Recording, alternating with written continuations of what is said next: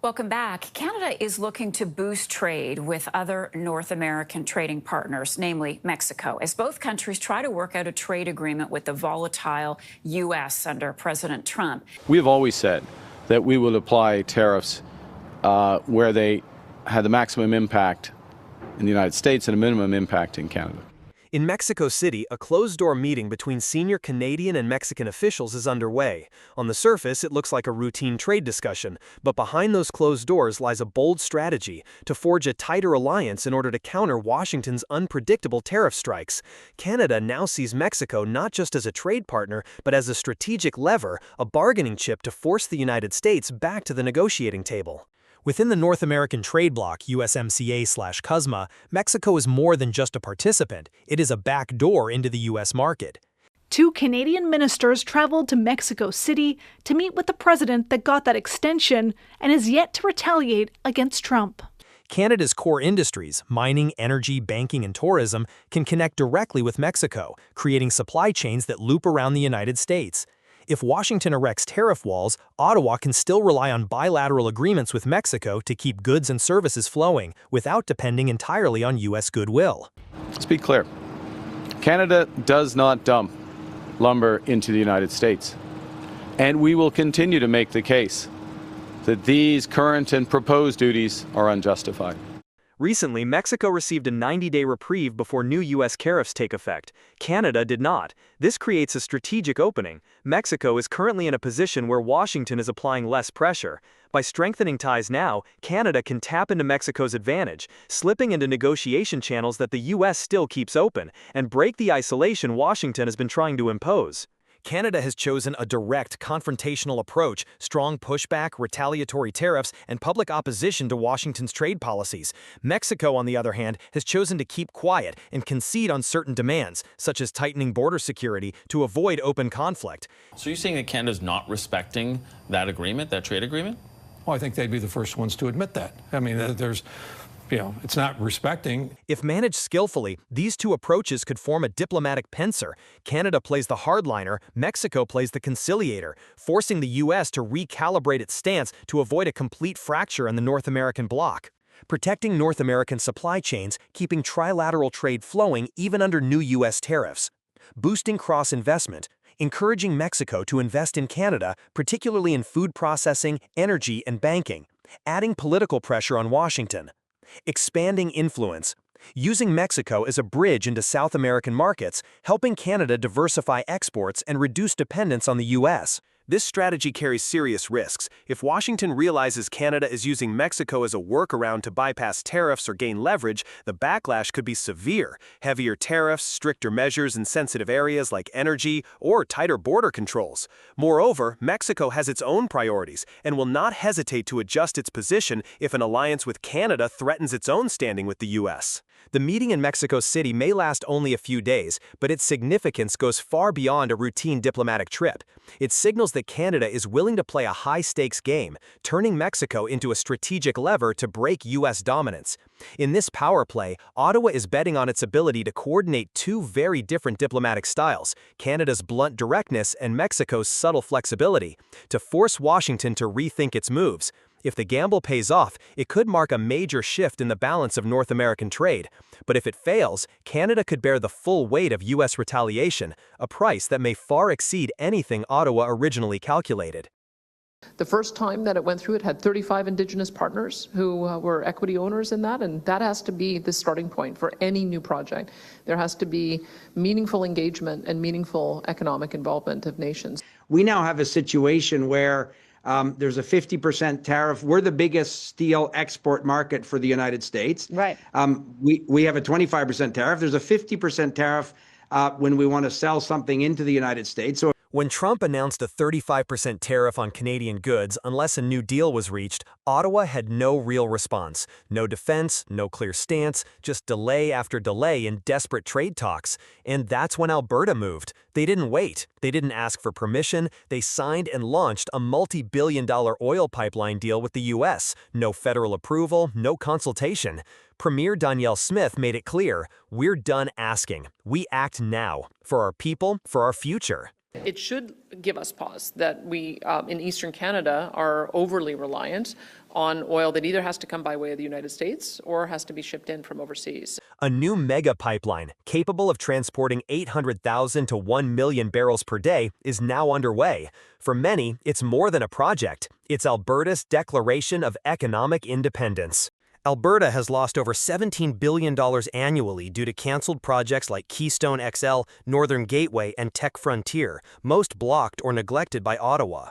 In the past decade, over $250 billion has been siphoned from Alberta's economy to fund Ottawa's equalization programs. You can't beat up on the economy that is the driver of the entire economic engine of the country and expect that you're still going to be able to meet all of your promises. Despite making up only 11% of Canada's population, Alberta contributes 14% of the national GDP. Yet when Alberta needed support to export its oil, Ottawa looked the other way. This pipeline won't follow the traditional route into the U.S. Instead, it heads west to Prince Rupert or Kitimat, where oil will be shipped directly to Asia and Europe. And the best part? No federal approval needed. The project is a private venture with international partners from the U.S., Japan, and South Korea. No legal bottlenecks, no political delays. Alberta has already built the logistics backbone: railways, trucking systems, compression stations, port terminals, and digital infrastructure, all operated independently of Ottawa. This isn't a protest, it's execution. This time, Alberta has committed $3 billion in equity shares to Indigenous communities. They're not just included for optics, they have profit-sharing rights, voting power, board representation, and environmental oversight. When we do polling, we find that well over 70% in most jurisdictions support the idea of us supporting each other and building energy infrastructure. And so that's what we're going to work towards. This is real participation, not a token gesture. And for the first time, many Indigenous leaders feel this is a deal that respects their sovereignty too. Alberta has formed strategic partnerships directly with U.S. states and other provinces. With Montana and Idaho, energy infrastructure and technology exchange. With Ontario, synchronizing heavy industry supply chains. With Japan and South Korea, securing long-term energy contracts. Meanwhile, Ottawa is still hosting reconciliation summits and publishing unread climate policy reports. Alberta, in contrast, is building, trading, winning. Alberta is no longer just a resource province, they're a self-sustaining economy within a broken federation.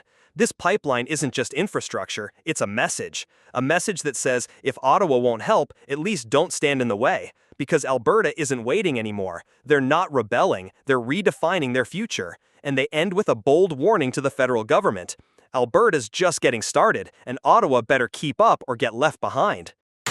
U.S. President Donald Trump says most trade deals will be finished by August 1st. But as for us, we haven't really had a lot of luck with Canada. I think Canada could be one where they'll just pay tariffs, not really a negotiation. President Donald Trump just said the U.S. has not necessarily been focused on this country and trade. Also, he says the United States may not reach a negotiated trade deal with Canada. A short but explosive statement sent shockwaves through the market. We might just impose tariffs. No need for a negotiation with Canada, Donald Trump declared coldly before departing Washington for Scotland. While Japan and the EU rushed to secure new trade frameworks with 15% preferential tariffs on cars, Canada stands isolated, locked in a tense standoff. With the August 1 deadline looming, failure to reach a deal means a crushing 35% tariff on Canadian goods outside the CUSMA, the USMCA protection. The burning question now is Canada really in control, or is Ottawa gambling with the nation's economy under mounting U.S. pressure? In his press conference, Trump was blunt. We haven't had much luck with Canada, and there may just be a tariff.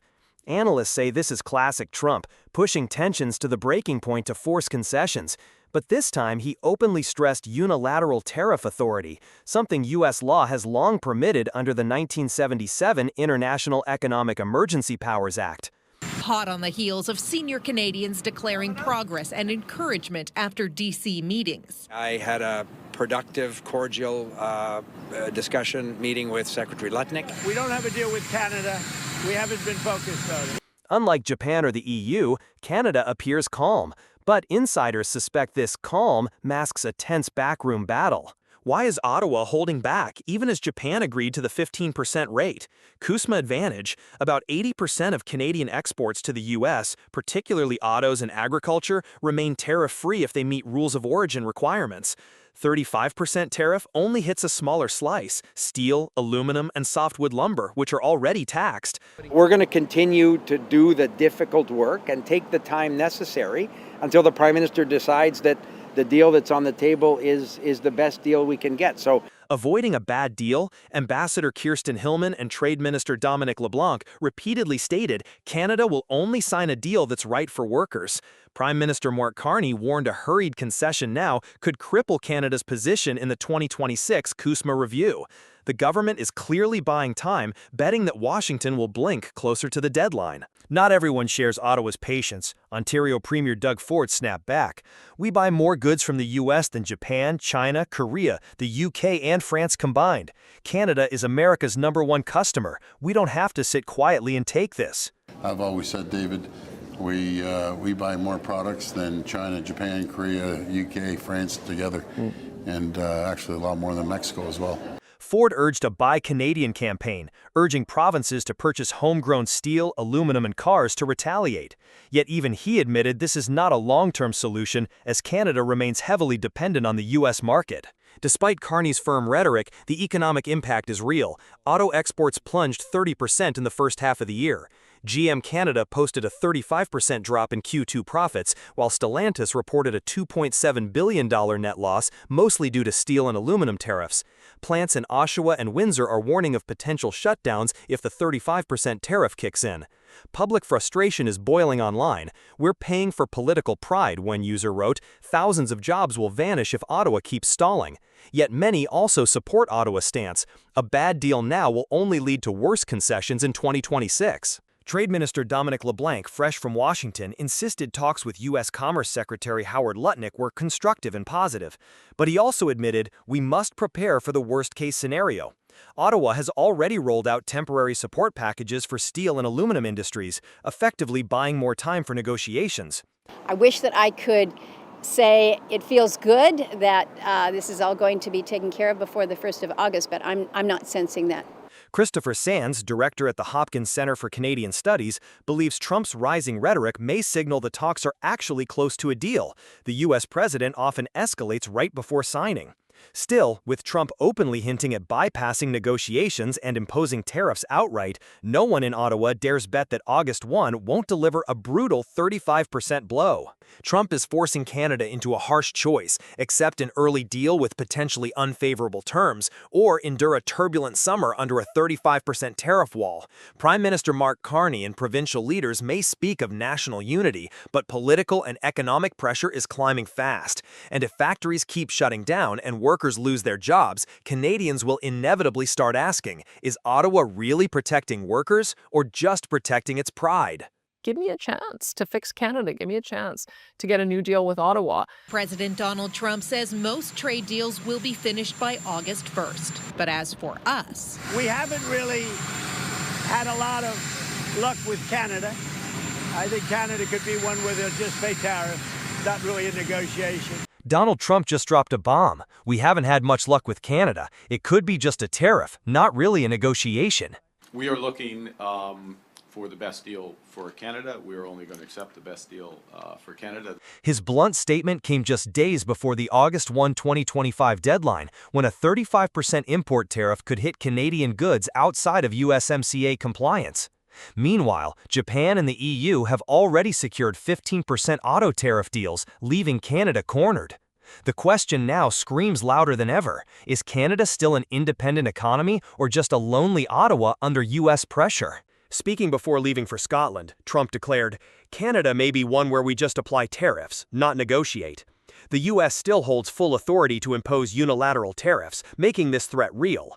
Markets reacted instantly, and businesses on both sides of the border are bracing for August 1 as the deadline for a possible trade shock. I think the best deal for Canada, which is what I believe our government is negotiating on right now, is not dependent on that date. Canada's negotiators insist they won't rush into a bad deal. Ambassador Kirsten Hillman and Trade Minister Dominic LeBlanc repeated, only the right deal for Canadian workers will be signed. The Canadian delegation returns to Washington next week, even as there's little hope right now for a breakthrough.